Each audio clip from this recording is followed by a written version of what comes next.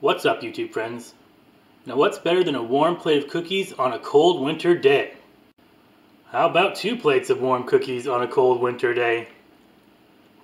Now Mother and I are expecting company this weekend, and 5 of the grandkids are going to come and stay for a few days, and we have no sweets in the house. So today I'm going to show you how easy it is to make up these white chocolate cranberry cookies that are nice and crispy around the edges and stay soft and chewy in the middle. Now the cookie dough recipe I'm going to show you is very versatile, and you can just switch up the chips, the fruit for nuts, or anything like that to suit your mood. So stay tuned and I'll show you how to do it next.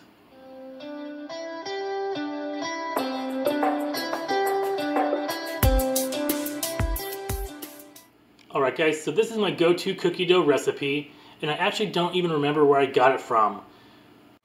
I wrote this recipe down a long time ago, and for all I know, it could be off the back of a package. So this recipe turns out delicious every single time, and it's very versatile. The first thing I did was go ahead and preheat my oven to 375 degrees. Next, in a separate small bowl, I measured out 2 1/4 cups of flour, and I'll go ahead and I'll leave the recipe down in the description box below. To my flour, I'm going to add a teaspoon of baking soda and also a teaspoon of salt. Now with the whisk, I'm just going to go ahead and whisk this just to make sure everything's nice and incorporated and there's no lumps in my flour.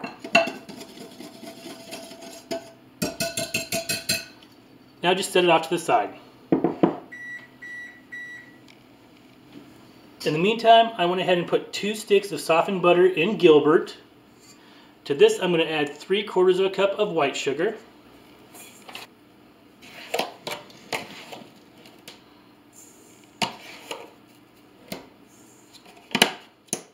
And also 3/4 cup of brown sugar.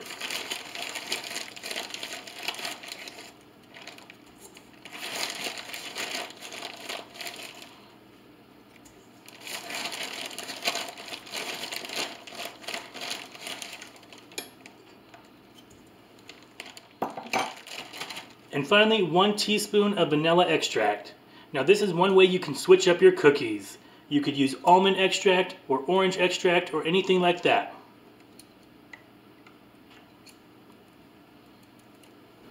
So now using my paddle attachment, I'm going to go ahead and close this, lock it, and I'm going to beat this until it's nice and creamy.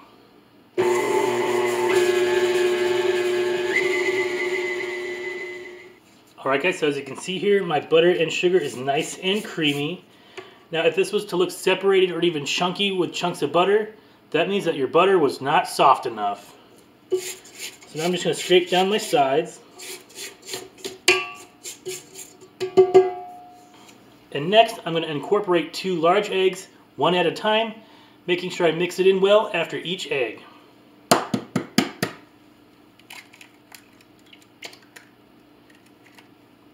And don't get the shell in there.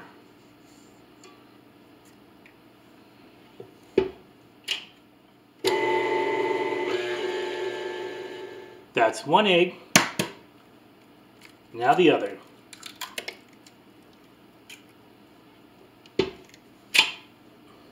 Alright, so I have my eggs nice and incorporated. I'm just going to scrape down the sides once more. And now I'm just going to gradually add my flour. I'm going to dump in about a half right now.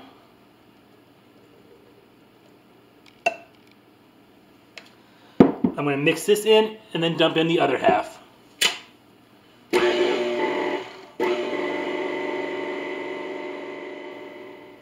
So now I'm just going to give it a final scrape.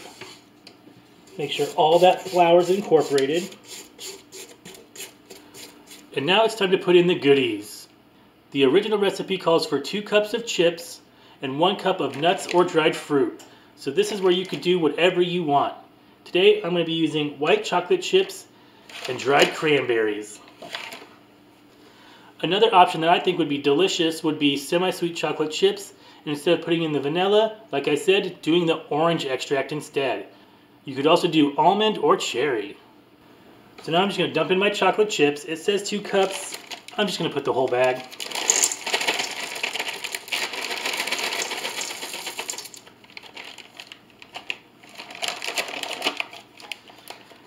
And then I will measure out 1 cup of dried cranberries. Now we do not want to overmix this, so I'm just going to put this on low just until everything's nice and incorporated.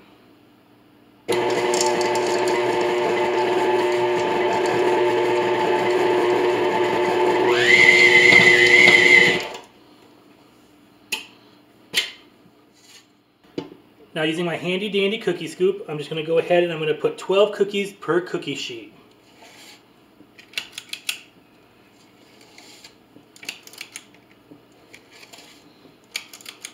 Now you could scoop these onto your tray just using spoons if you don't have a cookie scoop, but I like using the cookie scoop because it makes them nice and uniform and they cook evenly.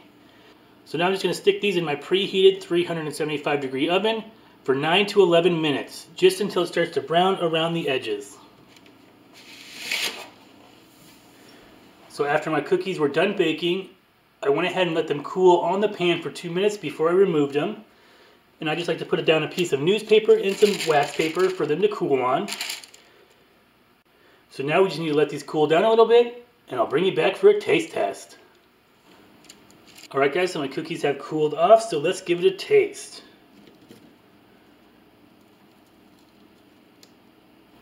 Now I like my cookies a little more done. I love the crispy brown edges. But if you want a softer, chewier cookie, I'd go ahead and only bake these for about 9 minutes. Now the outside of these are nice and crispy, but the inside is soft and chewy still, just the way I like it.